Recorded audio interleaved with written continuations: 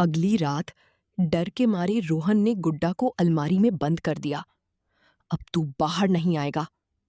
पर आधी रात को रात का टाइम था। बाहर तेज बारिश हो रही थी। बिजली की चमक के साथ पूरा आसमान गूंज रहा था। एक छोटा सा लड़का रोहन अपने कमरे में अकेला बैठा था। रूम की लाइट बार बार फ्लिकर हो रही थी। रोहन हल्के डर के साथ, मम्मा लाइट फिर से ब्लिंक कर रही है। तभी उसकी माँ कमरे में आई और उसके हाथ में एक पुराना सा गुड्डा था।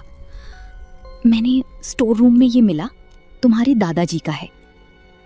रोहन ने गुड्डा लिया, पर वो अजीब था।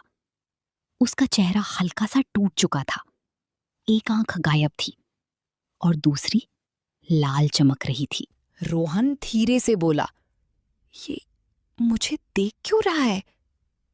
उसने गुड्डा को टेबल पर रख दिया और सोने चला गया। रात के 3 बजे अचानक उसकी आंख खुल गई।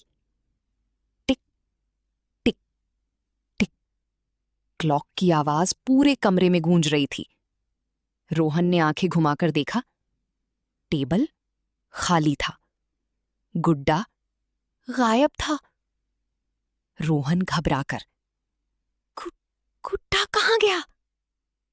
तभी उसकी नजर धीरे से नीचे गई और उसका दिल रुक गया। गुड्डा उसके बेड के पास खड़ा था। उसकी लाल आंख अंधेरे में चमक रही थी। रोहन हिल भी नहीं पा रहा था। अगली रात डर के मारे रोहन ने गुड्डा को अलमारी में बंद कर दिया। अब तू बाहर नहीं आएगा। पर आधी रात को क्रीक, अलमारी अपने आप खुल गई और अंधेरे में से गुड्डा धीरे धीरे बाहर आया। इस बार वो चल रहा था, अपने छोटे छोटे कदमों से। फिर उसने सर उठाया और धीरे से बोला, रोहन, मेरे साथ खेलो।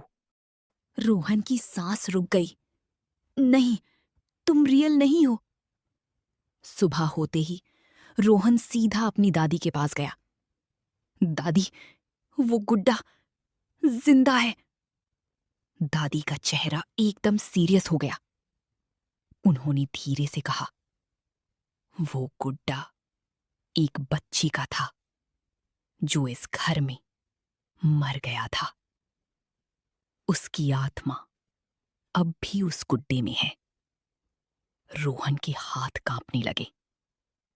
दादी ने उसकी आंखों में देखते हुए कहा, अगर तुमने उसे इग्नोर किया तो वो तुम्हें अपना दोस्त बना लेगा, हमेशा के लिए। उस रात रोहन ने फैसला कर लिया, आज सब खत्म कर दूंगा। उसने गुड्डा उठाया और मैच स्टिक जलाई। पर जैसे ही वो गुड्डा को जलाने वाला था, अचानक दरवाजा जोर से बंद हो गया। हवा तेज चलने लगी। रूम बर्फ जैसा ठंडा हो गया। रोहन डर के साथ, ये क्या हो रहा है? गुड्डा धीरे धीरे हवा में उठने लगा। उसकी लाल आंख और तेज चमकने लगी। रोहन। उसकी आवाज एक बच्ची जैसी भी थी और एक डरावनी चीज जैसी भी। रोहन पीछे हटने लगा। नहीं, मुझे छोड़ दो प्लीज। गुड्डा उसके बिल्कुल पास आ गया।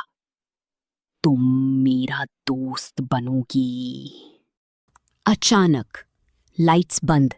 सिर्फ रोहन की चीख गूंजती है। आ! सुबह हो चुकी थी।